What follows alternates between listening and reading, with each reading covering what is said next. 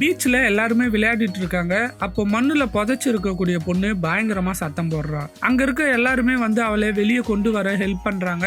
எல்லா மக்களும் ஒண்ணு சேர்ந்து அந்த பொண்ணை வெளியே கொண்டு வரப்போ அவ கால் ஃபுல்லா பிளட்டா இருக்கு. ஏதோ ஒண்ணு அவளோட காலை கடிச்ச மாதிரியே இருக்கு. இந்த இன்சிடென்ட் கேள்விப்பட்டு போலீஸ் அங்க இன்வெஸ்டிகேஷனை ஸ்டார்ட் பண்றாங்க. பெரிய பல்லெல்லாம் போட்டு ரொம்ப நேரம் தேடினதுக்கு அப்புறமாவும் அவங்களுக்கு எந்த க்ளூமே கிடைக்கல. சோ போலீஸ் அங்க எதுவுமே இல்ல, இது ஒரு ஸ்ட்ரேஞ்ச் ஆக்சிடென்ட்னு சொல்லிட்டு போயிடுறாங்க. இதனால மக்கள் மறுபடியும் அந்த பீச்சுக்கு வழக்கம் போல வர ஆரம்பிக்கிறாங்க. அப்போ ஒரு பொண்ணு டாக வாக்கிங் கூட்டிட்டு அந்த பீச்ல நடந்துட்டு இருக்கா. திடீர்னு அவளோட காலை மண்ணுக்கு கீழே இருந்து ஏதோ ஒண்ணு பிடிச்சி இழுக்குது. இவ தடுமாறி கீழே விழுந்துடுறா. எப்படியோ அவ அதுல இருந்து வெளில வர எவ்வளவு ட்ரை பண்றா. ஆனா சில நிமிஷத்திலே அந்த பொண்ணு முழுசா மண்ணுக்கு அடியில போயிடுறா. அந்த டாக் மட்டும் அங்க குறைச்சிட்டே இருக்கு. அந்த பீச்ல இருக்கக்கூடிய லைஃப் கார்டுக்கு என்ன நடக்குதுன்னு எந்த ஐடியாவுமே இல்ல. குறைச்சிட்டு இருக்கக்கூடிய டாக பார்த்ததும் இந்த லைஃப் கார்டு வெளில வரான். ஏதோ தப்பா இருக்குன்னு நினைச்சு அகைன் போலீஸ்க்கு கால் பண்றான்.